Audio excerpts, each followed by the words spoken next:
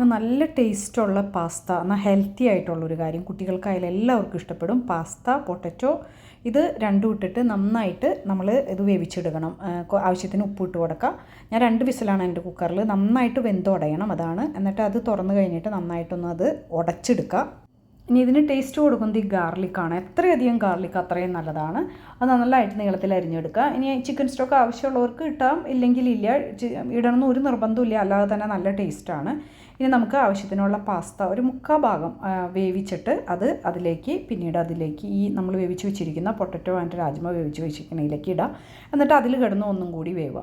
ഇനി നമുക്ക് സീസണിങ് ചെയ്യാനായിട്ട് ഒരു ഒലിവ് ഓയിൽ തന്നെ എടുക്കണം. കോക്കനട്ട് ഓയിലൊക്കെ വേറൊരു ടേസ്റ്റ് ആയിരിക്കും. എന്നിട്ട് അതിലേക്ക് നമ്മൾ ഈ ഗാർലിക് ഫുൾ ഇട്ട് കൊടുക്കാം.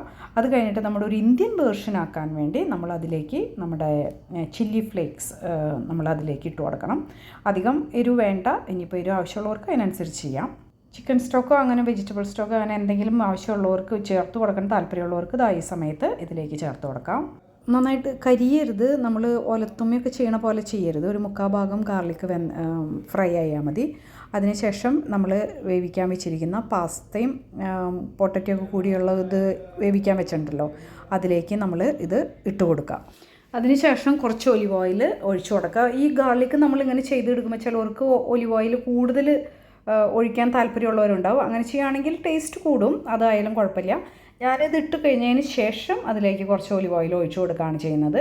ഇനി ചിലർ പാസ്ലി ലീവ്സ് ഡ്രൈഡോ അല്ലെങ്കിൽ പച്ചയായിട്ടുള്ളത് അരിഞ്ഞിട്ടായാലും ചേർത്ത് കൊടുക്കണവരുണ്ട്, അങ്ങനെയും ചെയ്യാം. നല്ല ടേസ്റ്റുള്ള ഒരു കാര്യമാണ്. പക്ഷേ ചൂടോട് കൂടി തന്നെ കഴിക്കണം. പിറ്റേ ദിവസത്തേക്ക് എടുത്ത് വയ്ക്കുമ്പോഴേക്കും അതൊരു ഹാർഡാവും. നമ്മൾ കഴിച്ച് തുടങ്ങിയാൽ നിർത്താൻ തോന്നില്ല, അത്ര ടേസ്റ്റ് ആയിട്ടുള്ളൊരു കാര്യമാണ്.